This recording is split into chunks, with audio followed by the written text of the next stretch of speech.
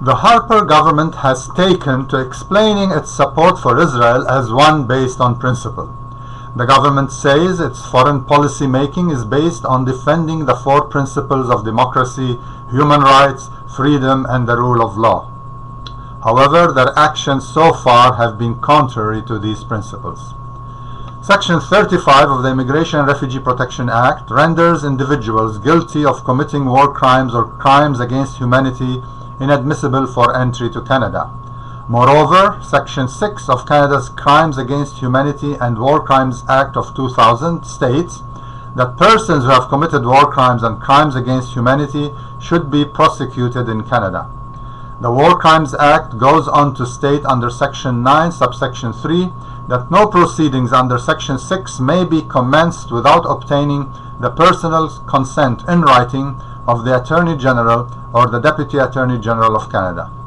So according to Canadian law, Jason Kenney, the Minister of Citizenship and Immigration, should have prohibited Benjamin Netanyahu, the Prime Minister of Israel, from entering Canada, and Robert Douglas Nicholson, the Minister of Justice and Attorney General, should have initiated proceedings to prosecute Netanyahu upon entering Canada. Instead, we find Prime Minister Harper welcoming this war criminal and allowing him to move freely in Canada. Let us look at the record of Benjamin Netanyahu. In September 1997, Netanyahu, as Prime Minister, ordered Mossad agents using forged Canadian passports to assassinate Khaled Mouammar, the leader of the Palestinian group Hamas in Jordan. The assassination attempt failed at that time. Since taking office in February of 2009, Netanyahu is guilty of the following crimes in violation of the Universal Declaration of Human Rights, the Fourth Geneva Convention, and the Convention on the Suppression and Punishment of the Crime of Apartheid. And I will list these. 1. Intensifying apartheid in the occupied West Bank and Gaza. 2.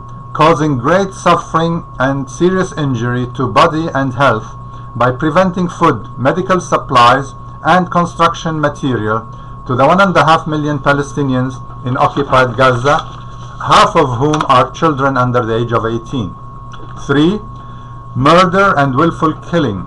In January of 2010, Netanyahu ordered the assassination in Dubai of Mahmoud al-Mabhouh, a leader of the Palestinian group Hamas, by Mossad agents, again using forged passports from Britain, France, Germany, and Australia. 4. Building and expanding Israeli settlements in the West Bank and East Jerusalem. 5. Attacks against civilians and civilian infrastructure in Gaza and the West Bank. 6. Attacking undefended towns, villages, dwellings, and buildings. 7. Causing extensive and unjustified destruction and appropriation of property in the West Bank. 8. Persecution. 9. Torture of detainees. 10. Violation of the right to free movement and access. It is thus very clear to anyone who reads reports by the United Nations, Amnesty International, and Human Rights Watch that Netanyahu is guilty of having breached Canadian law under the War Crimes Act.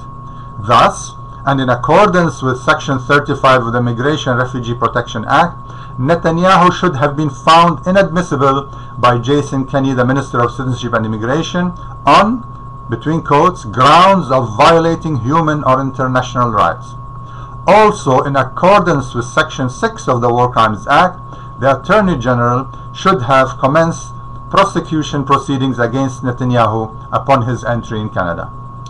We therefore find it shameful that Prime Minister Harper, Minister Jason Kenney, and other ministers embrace with open arms this war criminal and continue to make unconditional statements in support of Israeli war crimes and crimes against humanity, which flagrantly contradict or ignore numerous decisions coming out from various international entities and organs of the United Nations.